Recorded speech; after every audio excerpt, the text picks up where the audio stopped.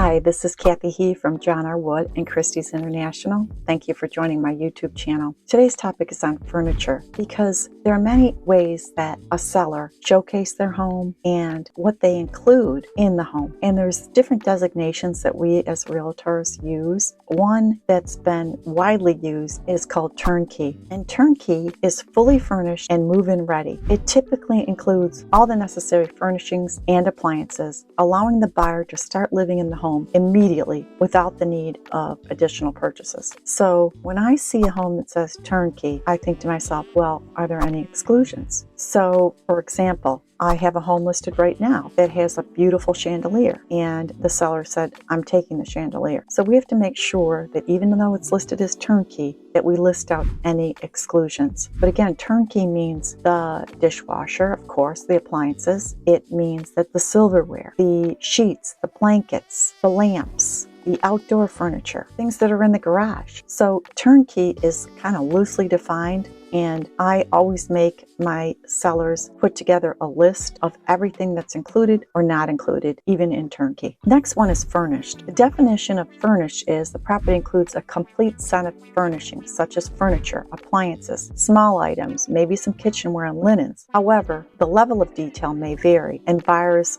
should check the specifics with the seller or the real estate agent. And again, there usually is some exclusions with furnished. Partially furnished is another way that we describe it, and that is some of the furnishings, but not all the furnishings. And all of this is negotiable. If you really like something, you can say, well, I'm putting in an offer for X, and I really want the living room couch and chair to be included in the sale. And then it becomes a negotiation. The furniture is negotiable. I love this one because to me, I would never say furniture is negotiable, because a lot of times if I have the buyer and the buyer really likes the furniture, I'll say, well, our offer is X and we want all the furniture included. So I usually don't use that, but furniture is negotiable means that the seller rather, is willing to part with some of the furniture or some of the pieces. And there might be a bill of sale required post-closing to pay for those items that the buyer would like to purchase. It's really important that you understand these terms during the negotiation process. Don't assume that everything is included or what is included.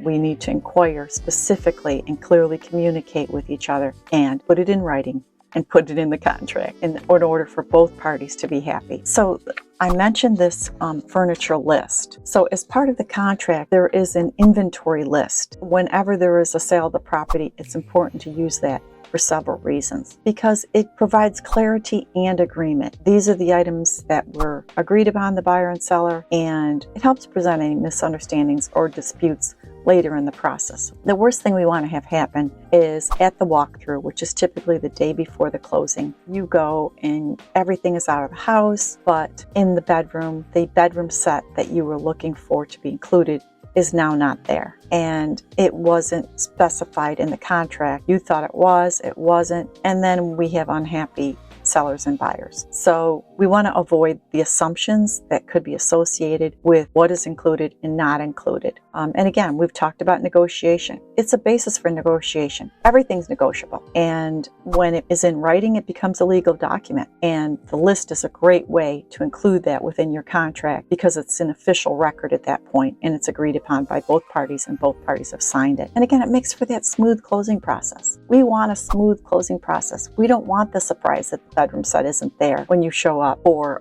the walkthrough the day before closing. Also, reference for appraisal and financing. We didn't talk about this, but the inclusion of furniture can impact the overall property value. And having a list can be useful for appraisers and lenders who understand that the agreed upon value ensure compliance with financing requirements. In some cases, included furniture might need to be covered by homeowners insurance, and a detailed list can be very helpful for those insurance carriers in helping buyers understand what's covered and providing information for those insurance adjustments. And moving and planning. For buyers, having a list helps in planning the logistics of moving and arranging the new property. It provides a reference for what items to expect and where they are located within the home. In summary, a list of included furniture is really critical for establishing clear expectations and, again, avoiding misunderstanding, facilitating those negotiations, and providing a legal basis for the sale of personal property along with real estate. I hope this information about furniture is helpful and you understand that everything's negotiable, but should be put in writing. So if you like what you hear today, please like my video and stay tuned for more, because next week there's going to be another video about this process. This is Kathy He. Please contact me with any questions at 802-363-2411 or see all my listings at kathyhe.com. Thanks for listening. Have a great day.